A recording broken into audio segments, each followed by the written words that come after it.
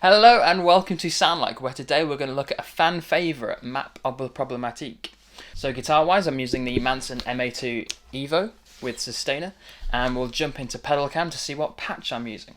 Okay, so here we are at pedal cam. As we can see, we are on patch 7.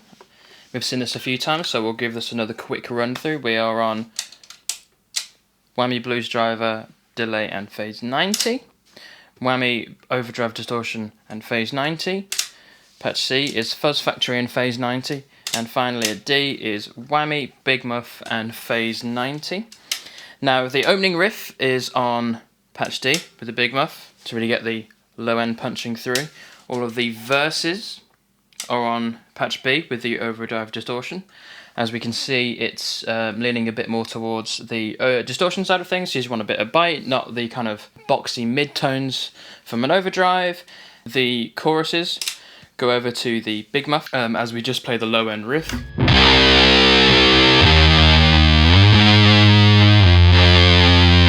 Towards the end of the song we have that kind of quieter section, and we flick over to patch A with the Blues Driver. A little bit of bite, a little bit of crunch to it, but the delay is really what I kind of look out for here. Just normally it should be quite low level and not so many repeats. So what does this sound like?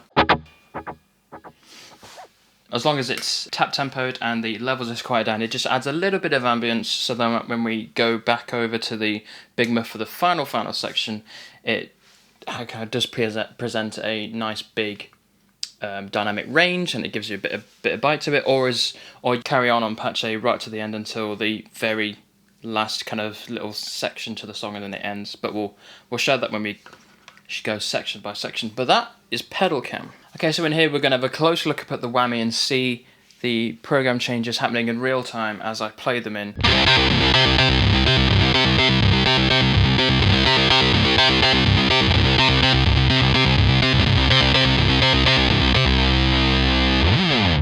So that's the Whammy sequence that goes on in the intro of the song before the main riff comes in. It's just the opener to the song. So the next section we're going to look into is when the riff starts to happen. So this is when we go into the main riff of the song, and just watch out for the slight variation in the Whammy this time. Just keep your eyes open for it. It's the end of the bar.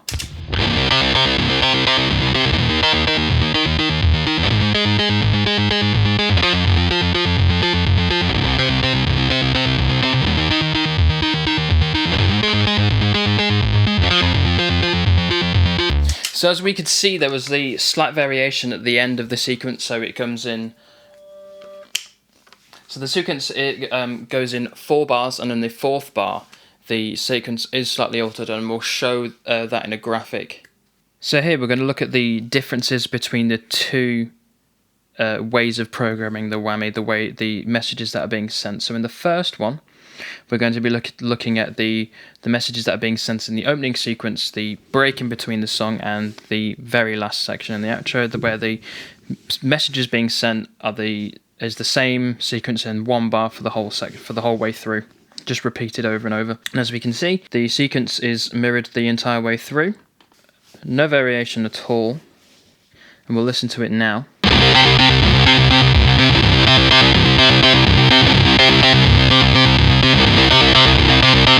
And now we're going to move on to the variation sequence. We've taken a screenshot of the sequence where the last section has the variation, as we can see here. It's very subtle, this variation, or at least how I've programmed it. And then the preceding section, before we can see the normal section, you can identify where it's different, what's being changed. And then we'll play a clip now where you can hear those variations, how subtle it is and how much it changes the song.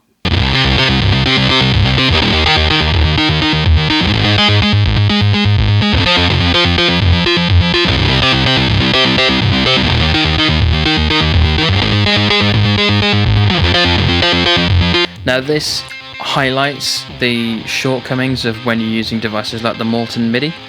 It does not allow you, as far as I know, to set in these variations to go from the opening sequence, which is the same section, the same loop all the way through, until at some point you need to switch over to this variation. You can't have that. The way that I do it with Logic is I mirror the sequence up with the song itself.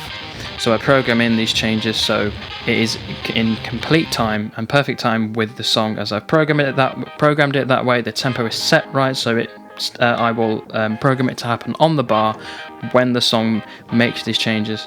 So hopefully that clears the subtlety up and how the MIDI is being programmed. As for the expression for the whammy, it's just up at 127 the entire time. You want the full effect in there, otherwise you won't get the sound you want. It will be out of tune for the sections where you're trying to affect the whammy up or down in terms of octaves and pitch. So we're now going to look at what goes on during the verse, and this is the time when we go over to the overdrive distortion. Same sequence as before, but just a different tone.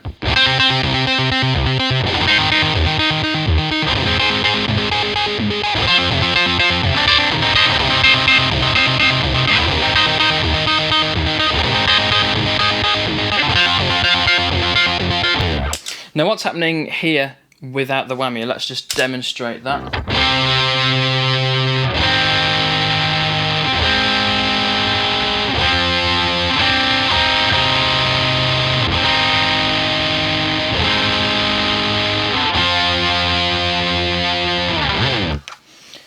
And as we can see, the whammy is everything on this. It's much like how we looked at Unsustainable. The whammy is absolutely key to creating that tone. You can play the chords along with the song as much as you want, but you won't obviously get that pitch shifting, which is for me, the whole point of the song. That rhythmic pitch shifting, it really makes that song come alive. Without it, it'd be good, but it might be more interesting if it was a bit more stripped back, a quieter song, just to.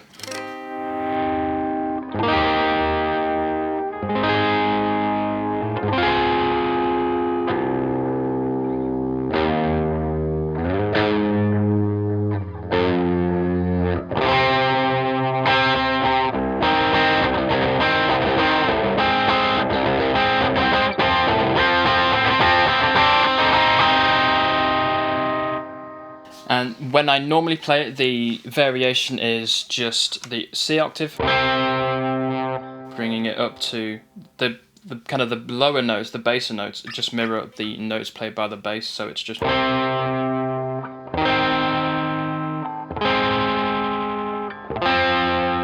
only variation is bringing in the C minor kind of chord right at the bottom.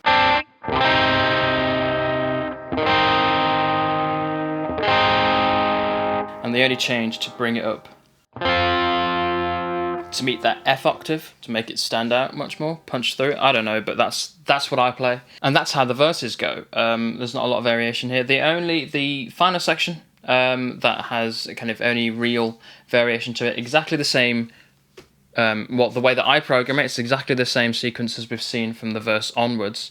Last variation is on patch A with the blues driver. We'll just show that now and how that then transitions into the final section with the heavier riff once again. There's just a bit of bite on there. Delay's kind of rounded off, so to have a kind of a slow, quiet, almost barely there delay. And this is what's going on in the final section.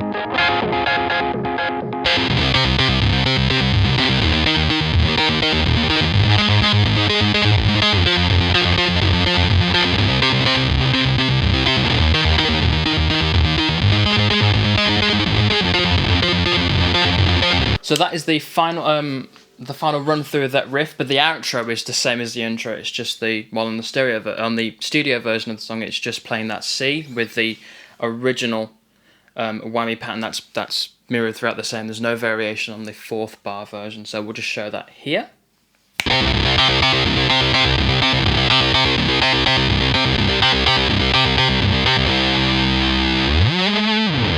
Cool, so that was Map of the Problematic. I hope you enjoyed that one as always. So we've looked at from start to finish how the whammy works and how those slight variations are quite key moving forward. I've personally seen people overlook those slight variations throughout the song, so when they're programming MIDI it's just the same as the whole way through. This is kind of not helped even further by people buying the Molten MIDI device to program that initial pitch shifting sequence in, but it does not allow for those variations. So when you are thinking about getting a whammy pedal for the map of sound, it's very important to think about versatility when it comes to programming MIDI and the nuances that you're going to need and what you're going to want to get from this. So when you think about this, you might want to think about programs such as I use, which is Logic Pro. It's not the best for MIDI sequencing, but I think it's pretty good for audio. And for what I need it to do MIDI-wise, it's great. It works very well. But look into, if you are trying to achieve the sound, look into MIDI options, MIDI solutions for this. The Molten MIDI, in my view, is not up to scratch for what you really need this to do. And absolutely, it's not what you need for Unsustainable. So I hope it was informative. A full video of me playing Map of the Problematic can be found here for you to enjoy, where I use all the things that we've learnt during this song, and you can subscribe here at some point or down below. Give a like. It really helps to kind of get the message out. It really helps to get these videos in front of more people, to help them learn how to get sounds to sound a little bit more like Muse. But as always, let me know in the comments what you thought. It would be great to hear your feedback as always. But in the meantime, take care, stay safe, and I'll see you in the next one.